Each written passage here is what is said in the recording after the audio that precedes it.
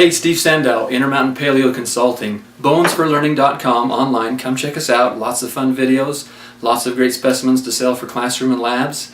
Today, we're going to go find out what Dan Burk is doing again. So Dan, what are you doing today? Today I am sorting out some bones that we had sort of jumbled together, and we realized they are from 3 separate dogs. We had 3 dog skulls that we worked on, and now we've got more bones from these skeletons, and they were all mixed together, and so I'm trying to separate them out and figure out which dog is which as individuals. Awesome. So you've got all of these different portions of hind limbs and forelimbs. How did you figure out which belonged to which? Well, I'm in the process of figuring that out. First, I separated out all the bones by type, and I realized that I had 3 portions of 3 dogs here. Though no one skeleton is complete, I know there are at least 3 dogs because I have a total of 5 ulna, which are the thinner bone in the forelimb. There's the radius and the ulna. The radius is thicker and the ulna is thinner. Right here we've got the ulna and the radius. Now I have 5 of these. 2 sets match really well, so 2 and 2, and then I have a 5th one that doesn't match to the other one, so I know that was from the 3rd individual. And so the rest of the bones I have to try to match up to see how they articulate with the ones that I know where they go. And as I go down the limbs, I'm able to separate them out better. And I've done the arms and legs, and now I'm working in the ankles and wrists. Great. So what are some difference between the hind limbs and the forelimbs? That is a great question. I've got here an ankle of a dog, one of these dogs, and you can see how the individual bones, I've been gluing it together, are blocky and they form a rigid structure.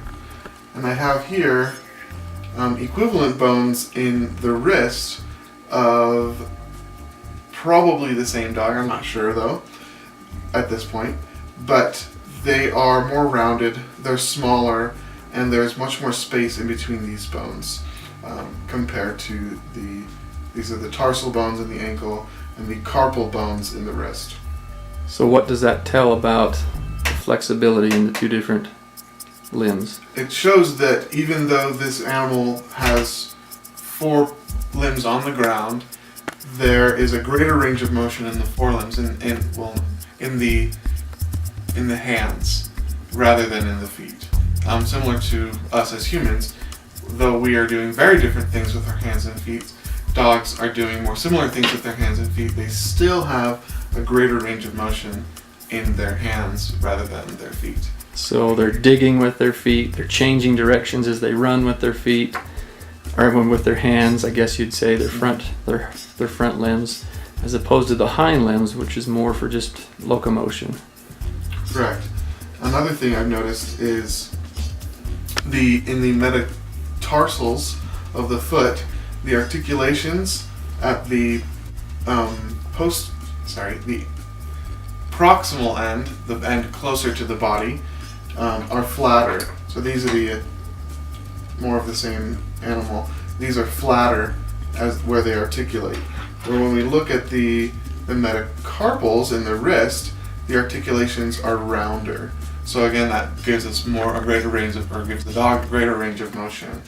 When you turn them around and look at the distal ends, the ends farther away from the body, they're very, very similar. Though there is obviously a size difference, the shape of them is very similar. So in order to tell the difference, you need more of the bone, at least for me to tell the difference. Cool. Are there any other similarities or dissimilarities between the 2 hind limbs and the forelimbs? I mentioned before the size difference. The hind limbs have they're larger, they're more robust, and so they're better at bearing weight. Whereas the forelimbs are a little bit more gracile, they're thinner, and so they're better at moving around more quickly. Cool. Well, Dan, thank you for sharing what you're doing today. Again, it was pretty interesting. So good luck with teasing out all the rest of the bones. Thank you. We'll catch you next time.